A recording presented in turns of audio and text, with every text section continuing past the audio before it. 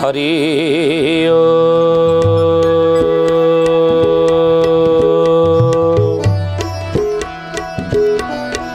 ओम भूर्भुवः स्वः तत्सवितुर्वरेण्यं भर्गो देवस्य धीमहि धियो यो नः प्रचोदयात्।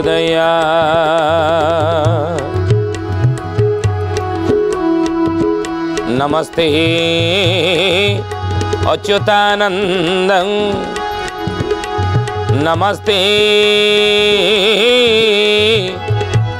जगन्नाथाय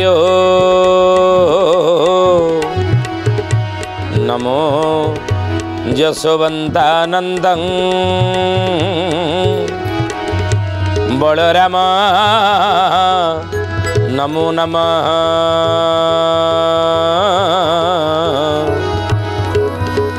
बलराम नमो नमः।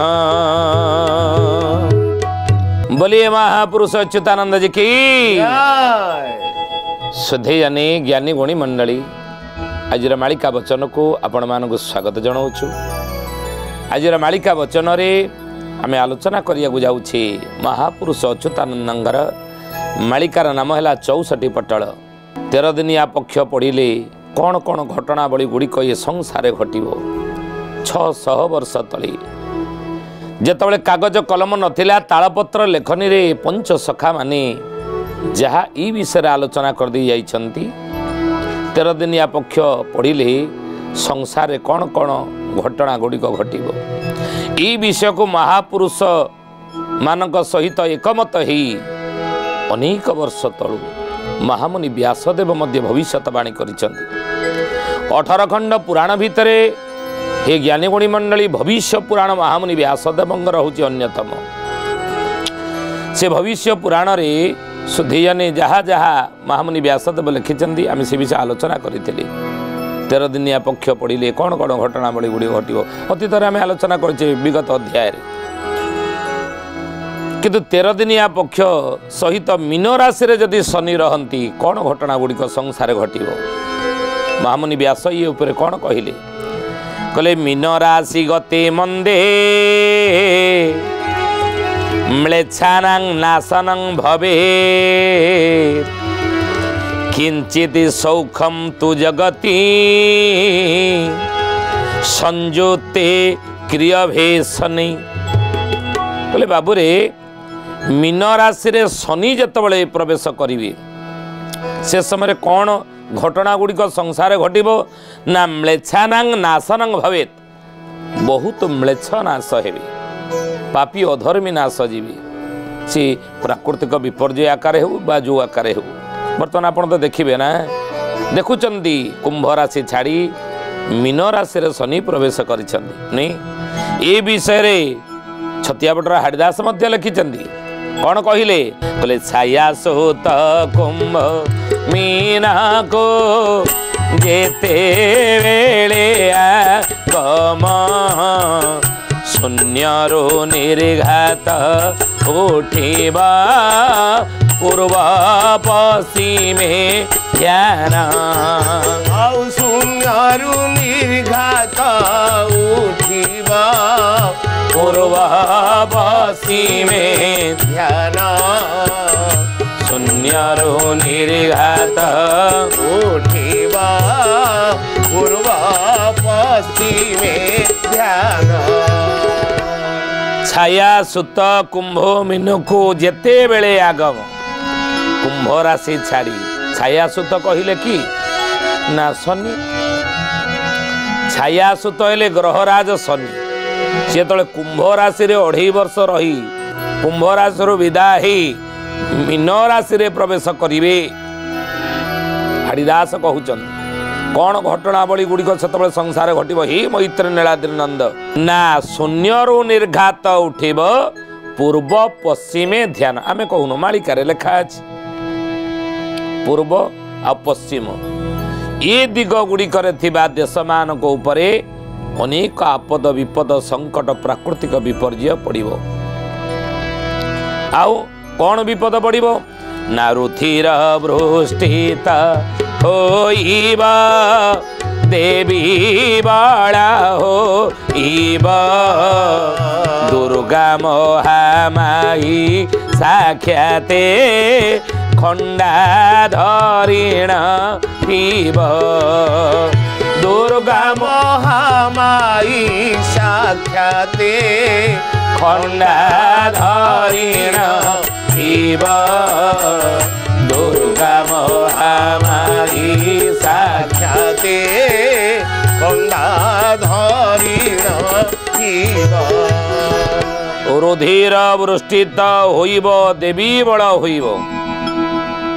रुधिर वृष्टि वृष्टि जिते हुए वर्षा पानी वृष्टि हम नुहे वर्षा आकार पानी वृष्टि हुए किंतु महापुरुष हाड़ीदास लिखिं मालिकारे हे मैत्रे नीलाद्रि नंद सेतबले जलवृष्टि हेब नाही जलवृष्टि हेब नाही ना कौन वृष्टि हेब ना रुधिर कहले रक्त वृष्टि सेतबले हेब ए पृथ्वी उपरे आउ दुर्गा महामाई साक्षाते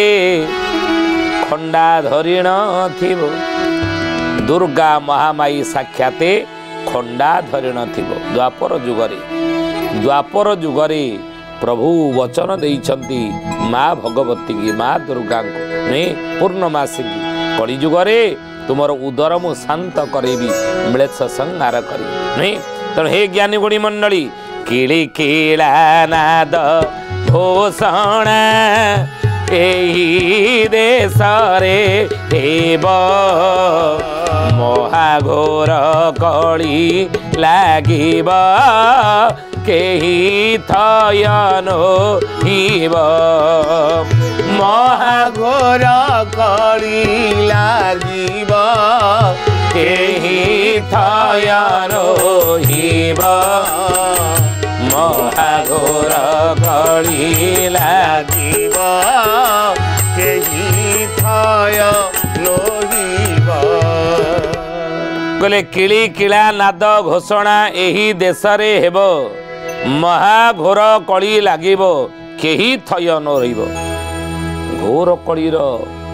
समय आसी पहुँची जीव ज्ञानी गुणी मंडली श्रद्धे जाने महापुरुष कहते केही थय सेतबेले रहिबे नाही के छनका होइबे धनी मानी ज्ञानी छनका हेबे से धनी से मानी से ज्ञानी छाड़ी निज निज कर्म नहीं एक कथा आमे कहूनु हाड़ीदास महापुरुष लिखिछन कथा बोले छनका होइबे धनी मानी ज्ञानी छाड़ी निज निज कर्म के थय रहिबे नाही बोलिए महापुरुष अच्युतानंद जी की श्रद्धे जानी ज्ञानी गुणी मंडली आज मालिका वचन रे आम आलोचना करुचे विषय कौन ना महापुरुष अच्युतानंद मालिकार नाम है 64 पटल आ ये 64 पटलर कौन विषय ना जिते मीन राशि रे शनि प्रवेश करती सेतेबेले संसार रे कौन कौन घटना बड़ी गुड़िक घटे कौन घटे आउ ये जो शनि मीन राशि रे प्रवेश करेंगे छाया सुत शनि सेतबेले संसार रे ये जगत रे दुनिया रे कौन कौन घटना बड़ी गुड़िक घटो ये विषय मालिकार कौन लिखा जाइए हाड़ीदास तो कहते आम आलोचना करुचे कहले महाघोर कली लगे से कई थय रे ना मीन राशि रे शनि प्रवेश कले आउ आबर एक ही साबद सिंधु कोले उठिब पश्चिम दिगरो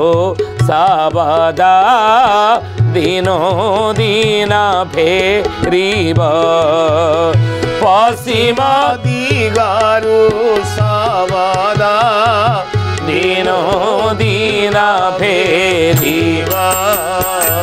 पश्चिम दिगरो साबदा दिनो दिन फेरिब आबर एकई शबद सिंधु कूले उठिब सिंधु कहले समुद्र कूल आपण अनेक आश्चर्य घटनावली गुड़िक देखा पाइबे समुद्र तटवर्ती अंचलवासी मान बा समुद्र कूल आपण अनेक आश्चर्य घटना गुड़िक देखा पाइबे देखिए अचानक आप देखिए माछ मैंने मरिकी भाषुच्च कूल लगी कूढ़ कूढ़ नहीं कूढ़ कूढ़ सब अनेक जगार आप देखिए समुद्र कूले लगी जो सीरिया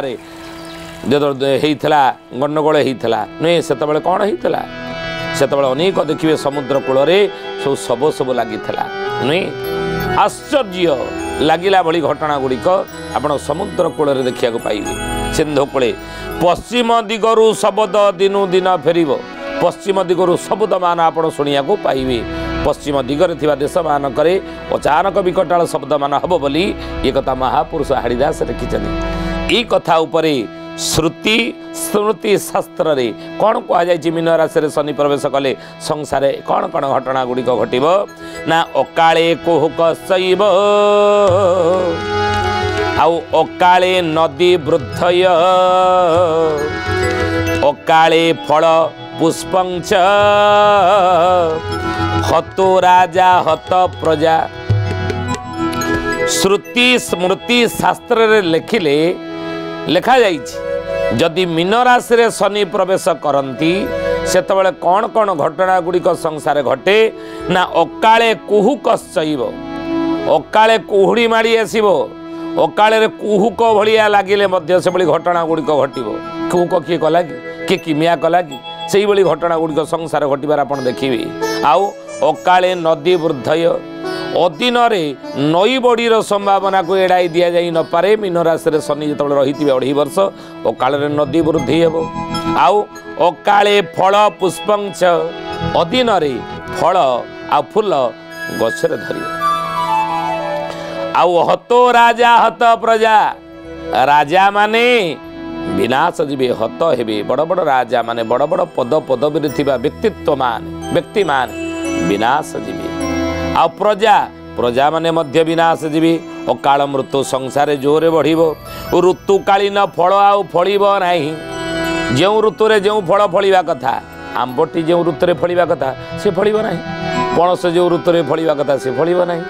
विभिन्न ऋतुरे विभिन्न ऋतुकालीन फल सब थाए नहीं से ऋतुकालीन फल आउ फलिबो नाही अधीन सब फल गुड़िक फलिबो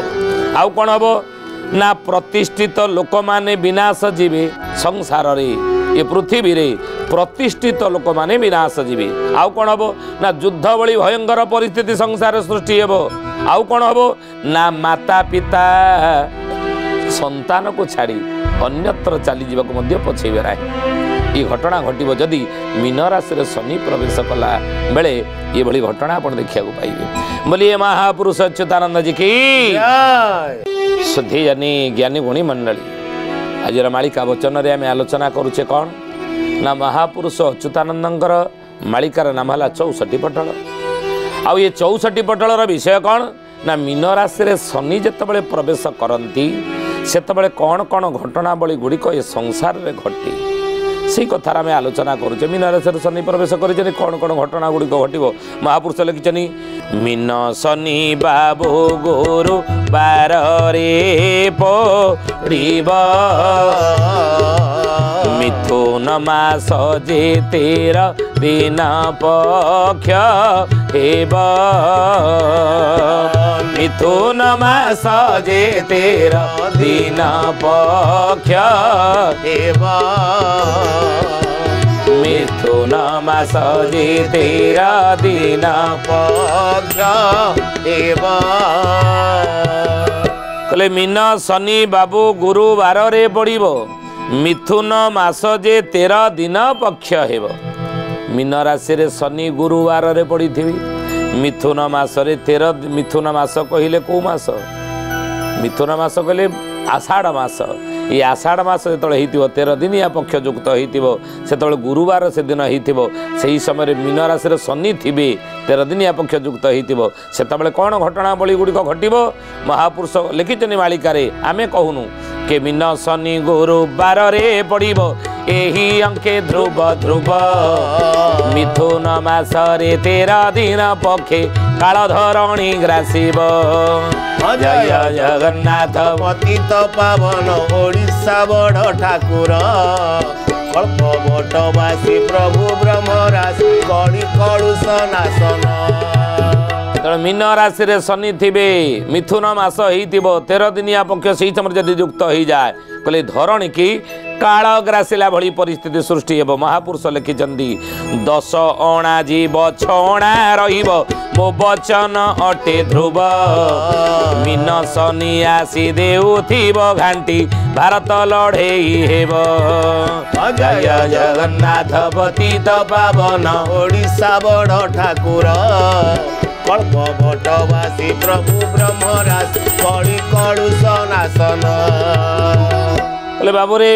ई घटना घटिब मीन शनि आसी देउथिब घांटी भारत लड़ाई हेब मीन राशि रे शनि थिला बेले 2.5 वर्ष भितरे भारत युद्ध हब आउ 10 अणा जीव 6 अणा रे अणा सेते बेले नथिला कि आज तो अणा हिसाब नाही ना तेणु 10 अणा जीव 6 अणा रहिबो अच्युतानंद कहले मो वचन अटे ध्रुव ये मो वचन ध्रुव कहले सत्य के मिछ हेब नाही आउ सेही समय रे अराजक हेब एही जम्बूद्वीप भक्त होइबे छानिया अनहुति अग्नि प्रज्वलित हेब उच्छन सारा दुनिया जय जगन्नाथ पतित पावन ओडिशा बड़ ठाकुर कल्प भट्टवासी प्रभु ब्रह्मराशि कड़ी कलुष नाशन महापुरुष कहले कहले बाबू रे अराजक हेब एही जम्बूद्वीप आम बारंबार एक कथार आलोचना करना कि सारा विश्व ब्रह्मांड पूरा 7टी द्वीप रही आ ये 7टी द्वीप भितर जम्बूद्वीप हूँ श्रेष्ठ नहीं आ ये जम्बूद्वीप भितर 9टी वर्ष भितर आम भारत वर्ष श्रेष्ठ तेणु महापुरुष कहले जम्बूद्वीप भितर जेते गुड़िए वर्ष थी ना तेणु से समय ये अराजक हो ये 9टी जम्बूद्वीप जो 9टी वर्ष रही ये भारत वर्ष ताधरे श्रेष्ठ तेणु 9टी वर्ष ये सब अराजक हेब अराजक कहले शासन कल ये समय भुशुड़ी पड़ो ये समय शासन कल भुशुड़ी पड़ो महापुरुष लिखिन आम कहूनु आपन संकेत कहलु आपण मैंने धरवे ये समय शासन कल भुशुड़ शासन क्षेत्र में अस्थिरता लगी रहिबो शासन रे राजतंत्र रे बा राजशासन रे कौन हम अराजक लगी रहिबो अर्थ विशृंखला लगी रहिबो अर्थात शांति सेतबेले रहिबो नाही सेठारे कहिले